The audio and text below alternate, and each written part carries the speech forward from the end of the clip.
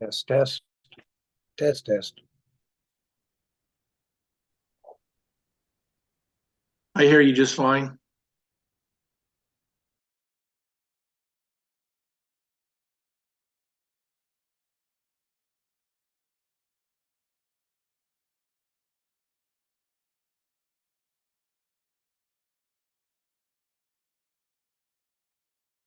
All right. I just heard you, Jim.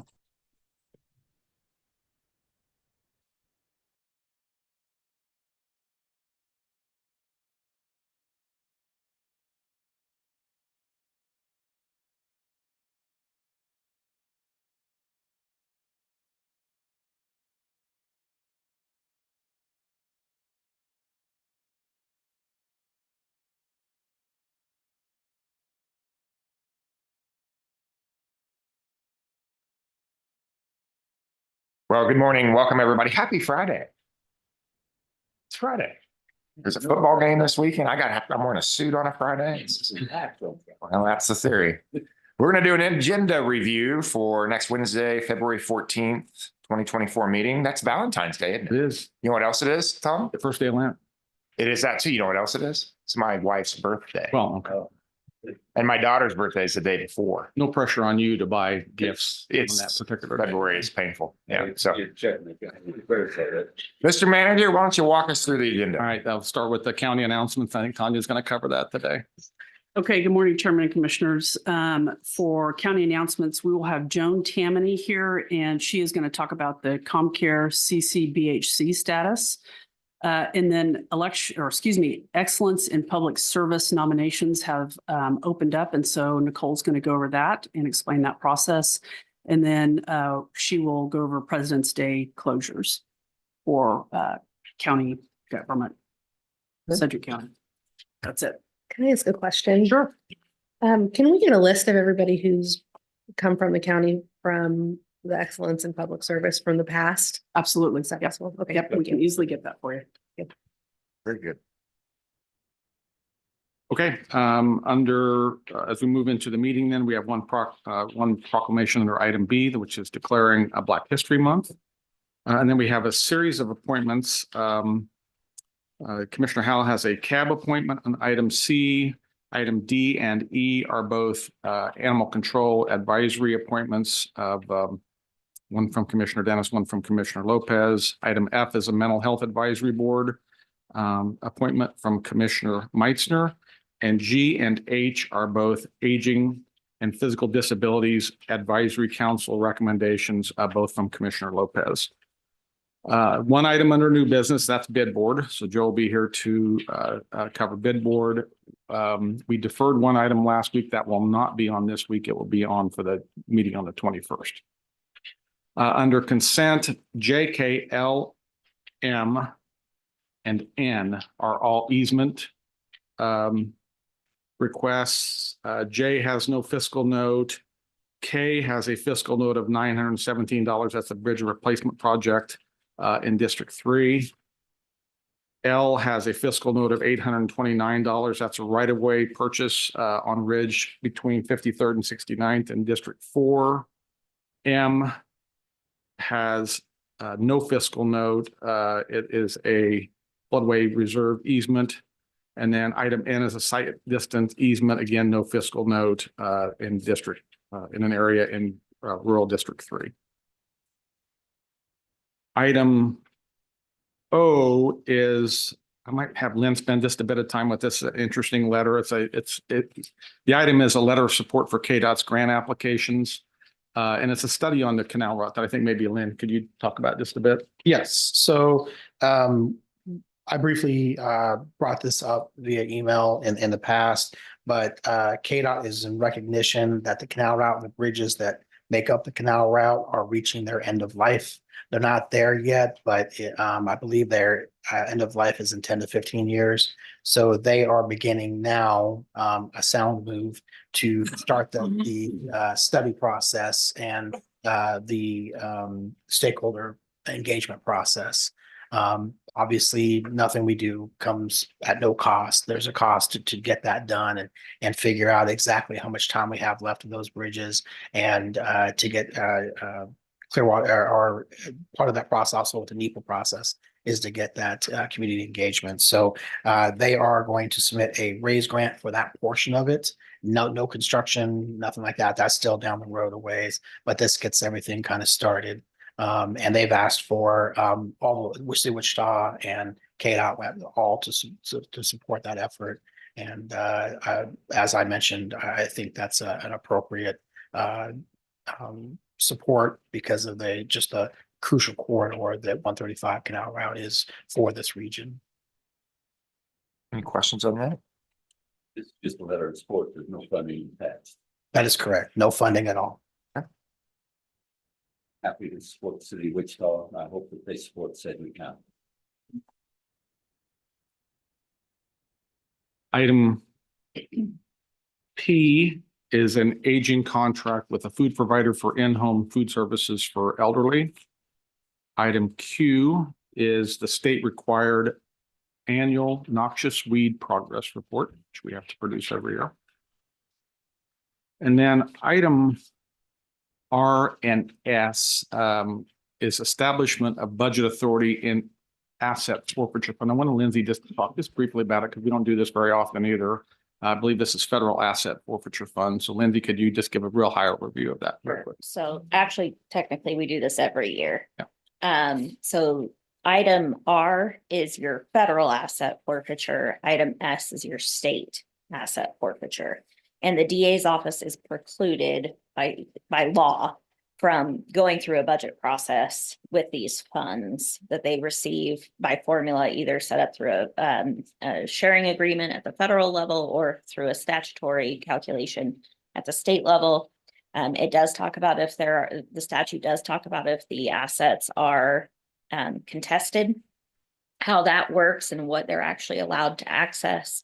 And so historically, each year, they have had to come and ask for whatever balance of funds is in there. Now, last year, they got $709 in one of these through investment income. They actually didn't receive any assets. And so these funds are declining. I mean, I think we all know that there's been controversy out there around this for years. And so we're not seeing as many come through. But the beauty of these two agenda items is that you all authorize any balance to be authorized in subsequent years. So this will be the last time that we have to bring this to you to just establish that balance. The commission cannot use these funds to offset normal operating costs. It can only be used for training or education or something like that. And so we really, as a county organization, have no right to access or say how these funds can be used. But you do have to provide access to the funds. That is something that's actually written out in the statute. So that's what these are, pretty pro forma, actually. And Do we know what the fund balances are? yes, so they're actually requesting to establish the full fund balances in their requests here. So for item R, that federal asset forfeiture, the balance is about $14,387. And for the state asset forfeiture, it's $111,874. And so again, that can't be used to subsidize any of their normal operating costs, but if they want to send attorneys to additional trainings or something, that is a totally permissible use of this fund. So. I thought this was interesting, and the sheriff and DA are not here, but this allocation in this program is a shadow of its former self. Back in the day, the sheriff and DA relied heavily on the state asset forfeiture and federal asset forfeiture funds for their training budget, equipment budget, and it is all but gone, which then puts further stress as we get ready to talk about budget and the needs in public safety, puts further stress on local dollars to support DA and sheriff. This is I thought it was worth mentioning because, as Lindsay mentioned, politically, these funds are, it always used to be into the 7-figure numbers and high 6-figure numbers, and we're just not seeing that anymore. And I don't think we ever will again. Okay. So, Commissioners Meitzner and Howe, jump in whenever you need to, if you need to, or have any questions. So, Okay, following along. Thank you. and the remainder of the items on new business are plats and general business. I do want Tanya under legislative issues to talk about a letter that we want to put out in support of a House bill. So, Tanya. Commissioners, so we received a email that came out from KDAD's Lee Keck. And if you will recall, we were the authors of a letter that went to the governor in December that several municipalities and businesses signed on to, requesting the governor to put 50 million in her budget for homeless infrastructure, which she did. She put in 40 million in her budget that went into the KDAD's budget. So the request from KDAD's is that for those that signed on to this letter, be present for written and or oral testimony next week, and then of course supplement that with written testimony next week for the Senate Ways and Means Committee on Monday, and then Thursday for the House Social Services Budget Committee. And so what I have before you is written testimony that Adrian Clark wrote up, and that we would like for you to review and provide your support. And then the chairman has offered to go up on Monday to provide oral testimony. For the Thursday House Social Services hearing, we have our budget workshop. So we won't be able to provide oral testimony, but would like to provide written testimony. So I offer that to you, and I would like you to review that letter and see if you would like to support that. Okay, go ahead, Commissioner Dennis. You sent it out by email this morning. I did read it and I'm completely in agreement with the letter and don't have any problem with the chairman signing it out on behalf of the entire commission. Okay. Commissioner Howell, Commissioner Mike, any I thoughts? would like to thank you for that option to speak. I think that even though this is coming from the Ryan Beatty, I think having more than one signature on the bottom would help. In fact, I know that we were able to gather up the signatures to encourage her to put this money in the base budget. I'm not sure that would be helpful or not, but I would like to say if we can gather anybody else to support this letter, that might be also helpful. Commissioner Howard, can I just clarify, are you saying other commissioners sign on the letter? On this letter, yes. If commissioners are willing to sign this letter, I think there should be places at the bottom for all of us to sign this letter. Thank you. I would agree. I think that's, go ahead, Commissioner Dennis. I'm fine with that. Okay, what's the deadline on getting this thing submitted? 10:45 this morning. So we've got 30 minutes. I'm okay with some. I have my running shoes on. There you go. I would also follow up just on this in particular in HB 2723 is Representative Howell's done a fabulous job in trying to run this thing. And when I've had about a dozen conversations now with legislators and have a few texting me now questions on this bill, there's a lot of confusion about the entire homeless ecosystem throughout the state. And what I've tried to do is try to alleviate some of the confusion, not just from my position at Sedgwick County government, but from my position at the Homelessness Task Force and being in this conversation for the best part of a year. It's been on the optics of this situation, that this is not indicative of a healthy community. It's been on the lack of shelter capacity in our state, not just in this community, but across the state.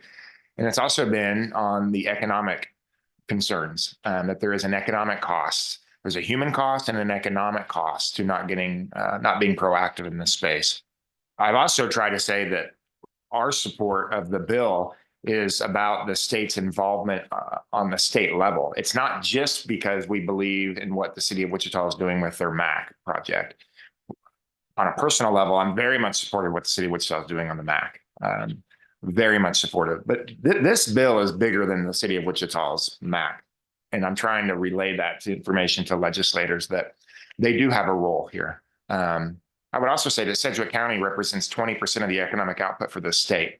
We're going to build a $300 million biomed campus just south of here that will likely be surrounded by homeless encampments if we simply do not get ahead of this and get more proactive. So there's an economic output to this. There's a human output to this, human factor to this.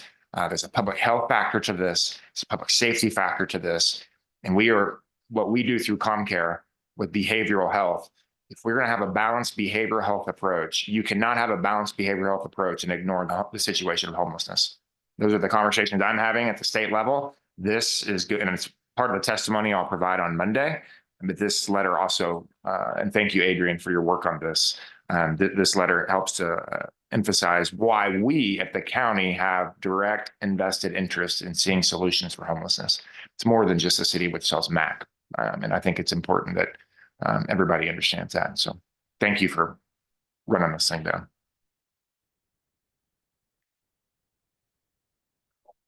That's it? Is there a football game this weekend? Yeah. Commissioners Howe or Meister, anything you'd like to add, or a score prediction or anything?